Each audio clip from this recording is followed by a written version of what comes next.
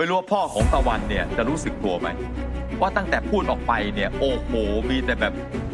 คือทัวร์ลงทุกทิศทุกทางอ่ะใช่ ไม่มีใครเห็นด้วยเลยตักกะมั่วมาก ใช่ มาก เพี้ยนมาก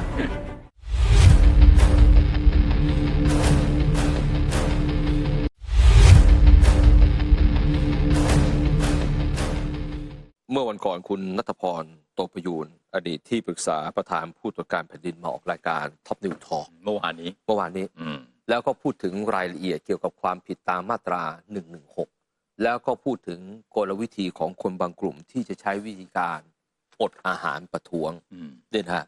คุณณัฐพรอธิบายไว้แบบนี้นะครับ กรณีแรกก่อนวัน2 วันที่ผ่านมาก็เป็นข่าวว่าพ่อของทานตะวันพยายามทำหนังสือ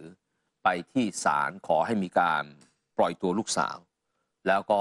มีการพูดถึงประมาณว่าถ้าลูกเขาตายไปเนี่ยใครจะรับผิดชอบเพราะว่าเมื่อขอปล่อยตัวแล้วไม่ยอมให้มีการปล่อยตัวประมาณนี้คุณณัฐพรเนี่ยบอกนะครับว่าต้องเข้าใจก่อนว่าการแจ้งข้อหามาตรา 116 ครบองค์ประกอบไม่ใช่การกลั่นแกล้งตามที่ผู้ถูกกล่าวหากรณีนี้ถ้าตะวันมีการบีบแตรนะฮะทำการบีบแตรกรณีขบวนเสด็จเฉยๆก็ยังพอฟังได้แต่นี่มีเจตนาชัดมีการไลฟ์สดนะฮะมีเจตนาชัดที่ต้องการให้ประชาชนรู้ว่าเห็นขบวนเสด็จเราสามารถบีบแตรได้ตรงนี้ถือว่าเป็นความผิดตามมาตรา 116 มาตรา 116 ก็คือยุยงปลุกปั่นนี่นะฮะซึ่งอีกฝั่งหนึ่งเขาก็จะบอกว่าโอ้โหยุยงปลุกปั่นอะไรแค่ไปที่ขบวนเสด็จนะฮะอันนี้เป็นการแจ้งข้อหาเกินกว่าเหตุแต่คุณณัฐพรบอกว่าตอนที่คุณบีบแตรคุณไลฟ์ไปด้วยนะอันนี้แหละคือการยุยงปลุกปั่นแล้วก็พูดถึงเรื่องของมุกของคนกลุ่มนี้ที่จะอดอาหารประท้วงนี่นะฮะมุกการอดอาหารประท้วงของกลุ่ม3 นิ้วคนพวกนี้ไม่เคารพรัฐธรรมนูญจึงกระทำขึ้นและที่สำคัญหวังปลุกระดมให้ประชาชนได้เห็นสิ่งเหล่านี้ล้วนแล้วแต่เป็นการทำร้ายตัวเองทั้งสิ้นยืนยันว่าการอดอาหารไม่ได้ทำให้คดีสิ้นสุดไปยืนยันว่าการกระทำแบบนี้ไม่ควรได้รับการผ่อนผันโดยเฉพาะการได้รับการประกันตัวซึ่งต่อไปก็จะเกิดพฤติกรรมเลียนแบบเมื่อมีคดีใหญ่ก็จะเกิดการอดอาหารประท้วงความหมายของคุณณัฐพรก็คือว่าคนพวกนี้เนี่ยเขาตั้งใจอดอาหารประท้วงเพื่อ1เป็นการปลุกระดม2ถ้าหากว่าพออดอาหารปุ๊บถ้าให้มีการปล่อยตัวชั่วคราวอีกหน่อยเนี่ยใครที่มันติดคุกติดตารางมันก็จะทำแบบนี้เอาละงั้นเดี๋ยวกูอดอาหารดีกว่าจะได้มีการปล่อยตัวชั่วคราวได้มันจะเป็นมาตรฐานแบบนี้ไปนี่นะแล้วก็อีกประเด็นหนึ่งที่คุณณัฐพรบอกก็คือว่าเรื่องการผลักดันกฎหมายนิรโทษกรรมที่จะเหมารวมเอาความผิดมาตรา 112 รวมเข้าไปด้วยนี่คือปัญหาที่ใหญ่ที่สุดมีพรรคการเมืองบางพรรคพยายามผลักดันพรรคนี้มีชนักติดหลังมีความผิดล้มล้างการปกครองอยู่แล้วแสดงให้เห็นว่าพรรคการเมืองพรรคนี้ไม่สนใจกฎหมายรัฐธรรมนูญส่วนวาทกรรมถ้าฉันเกลียดหน้าใครก็ยัดมาตรา 112 ผมยืนยันว่าไม่จริงเรื่องนี้มีหลายคดีที่ตำรวจทำแล้วศาลไม่ออกหมายจับฉะนั้นมันต้องมีองค์ประกอบครบทางกฎหมายศาลเข้าถึงจะออกหมายจับได้อันนี้เราก็เคยพูดไปแล้วหลายครั้งไม่ใช่ว่าคุณเกลียดใครที่คนกลุ่มนี้มักจะบอกว่าเนี่ยนะเอามาตรา 112 เนี่ยไปรังแกคนอื่นเอามาตรา 112 ไปกล่าวหาคนที่อยู่เป็นฝั่งตรงข้ามมันทำได้ง่ายๆขนาดนั้นเหรอไม่ใช่อยู่ๆคุณไม่ชอบขี้หน้าใครเฮ้ยแจ้งตำรวจเลยคนที่ทำผิดมาตรา 112 แล้วศาลเขาออกหมายจับเลยติดคุกเลยมันง่ายขนาดนั้นเหรอมันต้องมีพยานหลักฐานว่านายคนนั้นเนี่ยไปทำอะไรมาถึงมีความผิดตามมาตรา 112 ใช่ไหมแล้วอย่างที่คุณณัฐพรบอกมันมีหลายคดีนะที่ตำรวจขอศาลอนุมัติหมายจับในมาตรา 112 แล้วศาลเขาไม่ออกให้เขามีนี่นะฮะมองถูกแล้วครับเรื่องนี้พอส่งไปศาลที่เขาดูพิจารณาแบบนี้เราแยกกฎหมายให้ชัดเจนว่าคุณกระทำอะไรบ้างถ้าวันนั้นน่ะถ้าคุณเมื่อวานนี้นะฮะFacebook ของพี่เอกชัยศรีวิชัยฮะได้โพสต์นะพี่เอกชัยนี่เราก็รู้จักกันดีนะเป็นนักร้องปากใต้ชื่อดังนะครับในสมัยรัฐบาลลุงตู่เนี่ยแกก็ไม่ค่อยเห็นด้วยกับรัฐบาลลุงตู่นะหลายครั้งนะฮะหลายครั้งแต่ว่าล่าสุดได้โพสต์ข้อความนะฮะ หากลูกเขาตายใครรับผิดชอบ มึงบอกให้ลูกมึงกินข้าวจบ แล้วก็มีอีโมจินี่ฮะท่านผู้ชมมาเป็นรูปสองเท้า ลูกเท้า จะบอกว่าสองตรีนนี่ฮะแค่นี้เองฮะหากลูกเขาตายใครรับผิดชอบ มึงบอกให้ลูกมึงกินข้าวจบนะ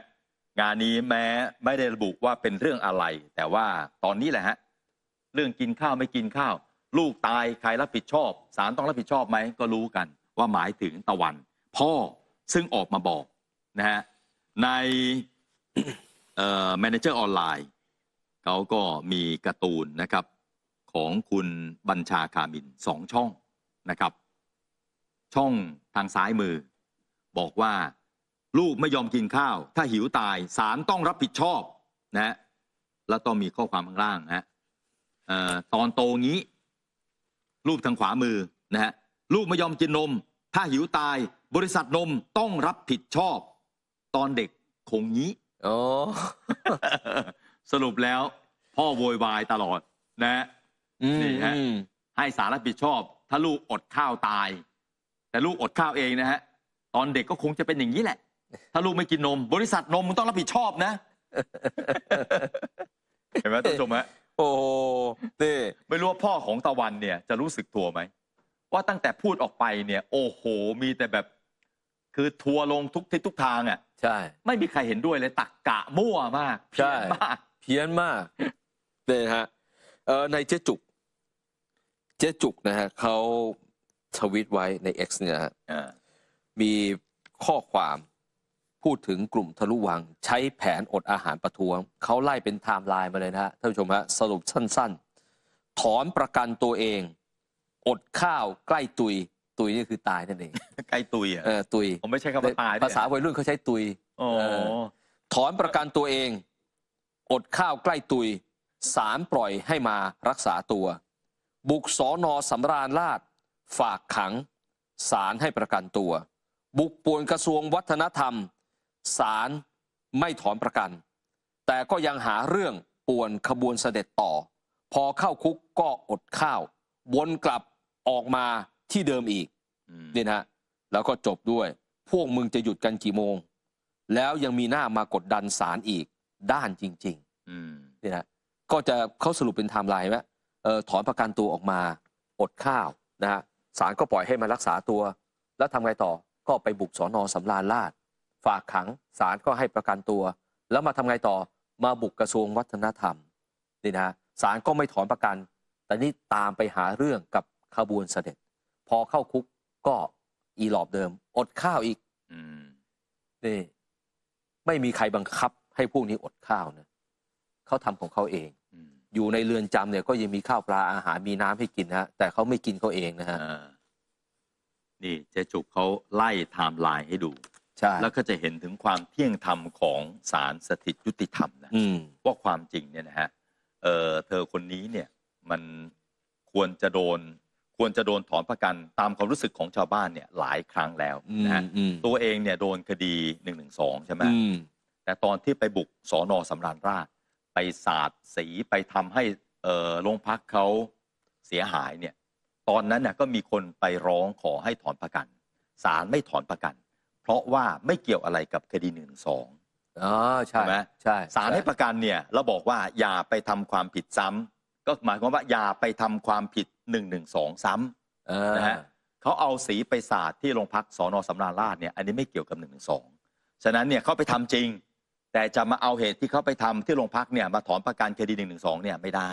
คนละคดีกันเห็นไหมยุติธรรมไหมฮะใช่เห็นไหมฮะจนกระทั่งมาเสร็จเนี่ยไปคุกคามกระบวนเสด็จอันนี้112อันนี้112นะฮะนี่นะฮะแล้วก็ทวิตของศูนย์ทนายความเพื่อสิทธิมนุษยชนเขาโพสต์ข้อความอัปเดตบุ้งทะลุวังประท้วงอันนี้คนนึงนะอันนี้เป็นบุ้งนะฮะประท้วงวันที่23เมื่อคืนวันที่26กุมภาพันธ์บุ้งถูกส่งตัวจากทัณฑสถานหญิงกลางกลับไปที่โรงพยาบาลราชทัณฑ์อีกครั้งเนื่องจากอาเจียนปนเลือดไม่หยุดนาน3 วันติดต่อกันพอมาถึงโรงพยาบาลแพทย์ได้ให้ยาลดกรดและยาแก้อาเจียนผ่านทางสายน้ำเกลือบุ้งให้ความยินยอมกับแพทย์ครั้งแรก เพราะทรมานกับอาการอาเจียนปนเลือดมาก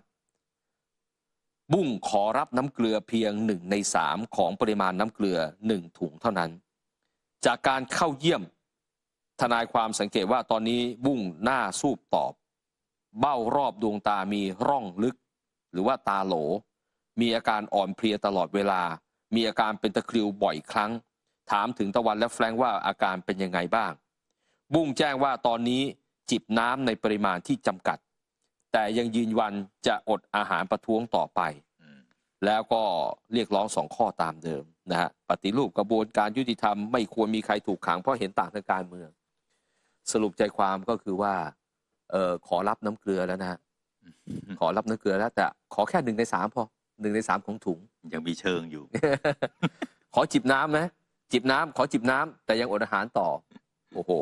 คือเมื่อวานผมก็นั่งดูคนก็ให้กำลังใจบุ้งนะฮะเยอะมากบุ้งพี่ขอให้กำลังใจอดอาหารต่อไปพี่ให้กำลังใจอดอาหารต่อไปให้กำลังใจขอให้ทำได้ให้อดอาหารต่อไป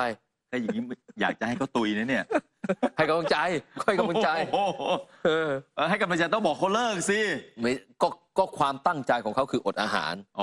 เราก็มีหน้าที่ให้กำลังใจเขาว่าก็ให้อดอาหารต่อไปตะวันกับแฟรงค์ด้วยนะตะวันกับแฟรงค์ด้วยสู้ต่อไปต้องสู้ต่อไปฮะเราเกิดมาเพื่อสู้ตะวันสื่อสารกับคุณพ่อด้วยนะว่าหนูสู้เองพ่อไม่ต้องยุ่งใช่ไหมมาร่วมสนับสนุนท็อปนิวส์นำเสนอความจริงได้แล้ววันนี้เพียงกดปุ่ม Super Thanks แล้วเลือกจำนวนเงินตามที่ต้องการได้เลยครับขอบคุณครับ